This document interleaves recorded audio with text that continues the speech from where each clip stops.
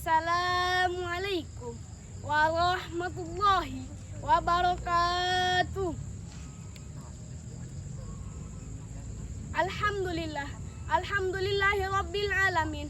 Wassalatu wassalamu ala asrafil anbiya'i wal mursalin wa ala alihi wa sahbihi wa man tabi'ahum bi ihsanin ila yaumiddin. Amma ba'd. Yang terhormat Bapak Ibu Dewan Juri yang arif dan bijaksana, panitia lomba yang semangatnya luar biasa, dan pemirsa dimanapun Anda berada.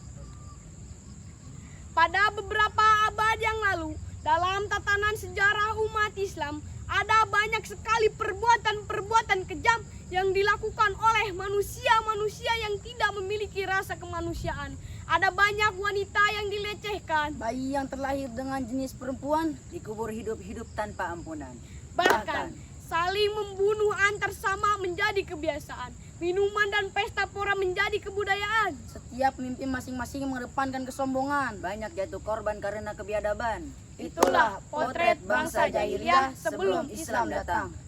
Tetapi pada hari Senin 12 Rabiul Awal, disitulah lukisan indah, coretan sejarah mencatat tentang kelahiran orang yang akan membawa cahaya di tengah kegelapan menuju cahaya terang benderang.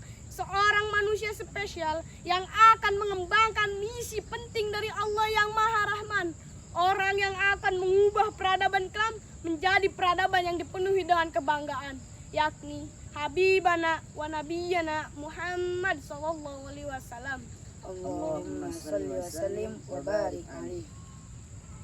Oleh karena itu hadirin, pada kesempatan kali ini kami akan menyampaikan syarhil Quran yang berjudul Keteladanan Nabi Muhammad sallallahu alaihi wasallam, yang dilandaskan pada Al-Quran surah Al-Ahzab ayat 21.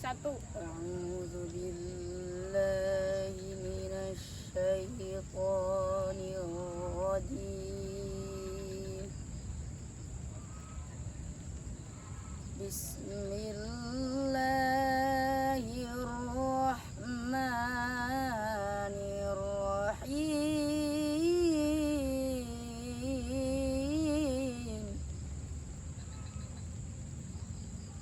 Laqad kana lakum fi rasulillahi uswatun hasanah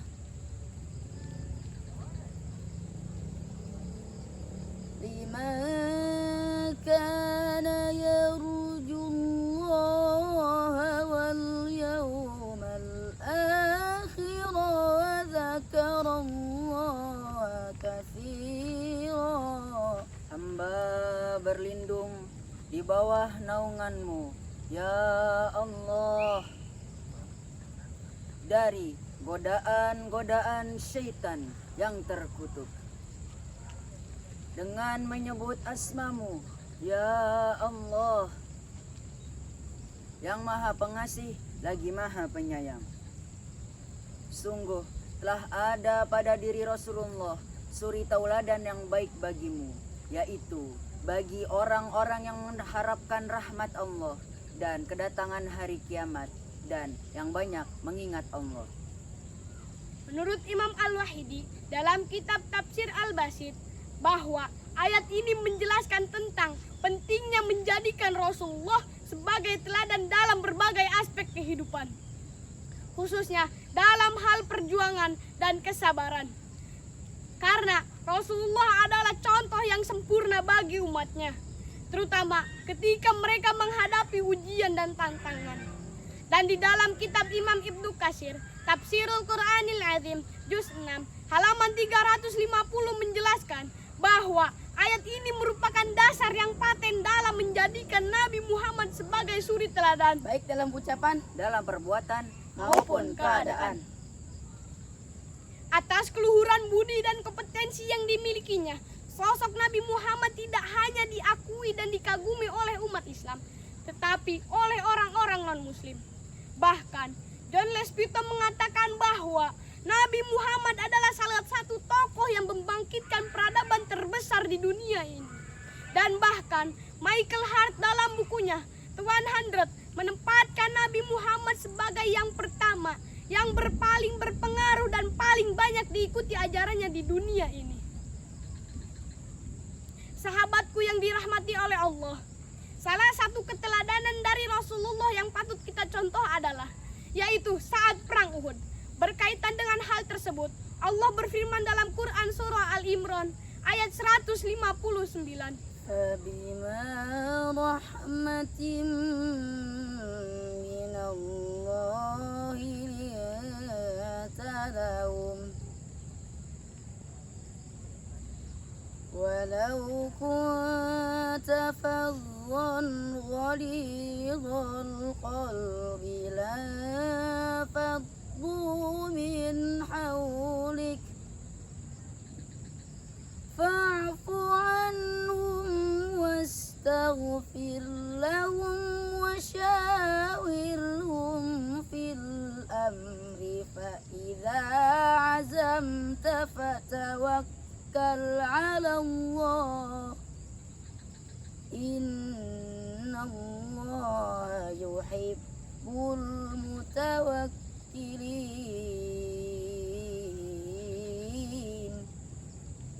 Sadaqallahul Aliyyul Azim.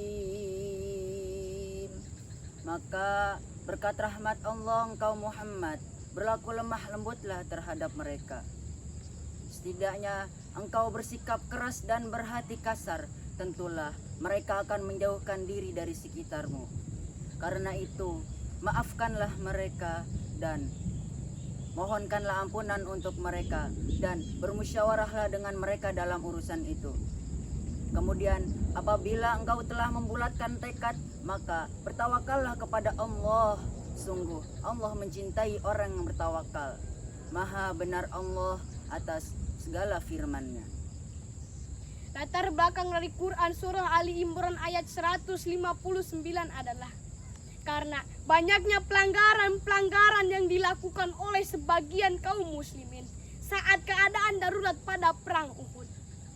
Bahkan pelanggaran itu menyebabkan banyak kaum muslimin menderita. Namun Rasulullah tetap bersikap lemah lembut, tidak marah sama sekali. Bahkan Rasulullah memaafkan dan memohon ampunan dari Allah untuk mereka.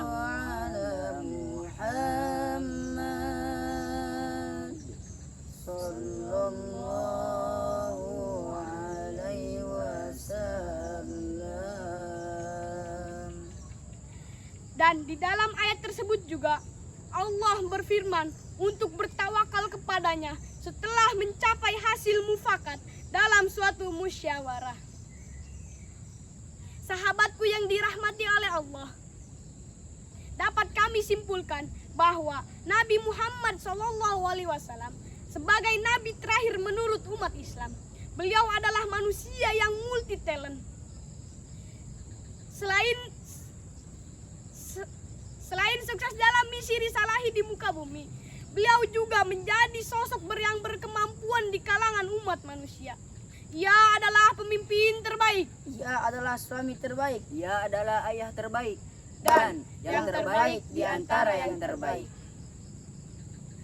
Nabi SAW bersabda, Akmalul mu'minina imanan ahsanuhum khuluqa. Orang mukmin yang paling sempurna keimanannya adalah ia yang memiliki akhlak yang terbaik.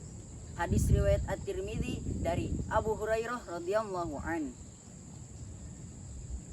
Sebagai penutup, kami mengajak kepada Dewan Juri yang terhormat untuk bersolat bersama.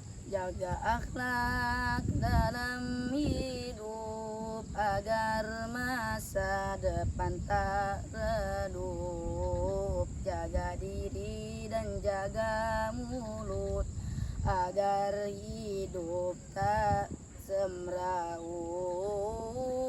Sallallahu wasallam ala nabi sayyidina Muhammadin wa alihi wa sahbihi ajma'ina. Demikian syarhil Quran yang bisa kami sampaikan. Kurang lebihnya mohon dimaafkan. Akhirul kalam. Assalamualaikum warahmatullahi wabarakatuh.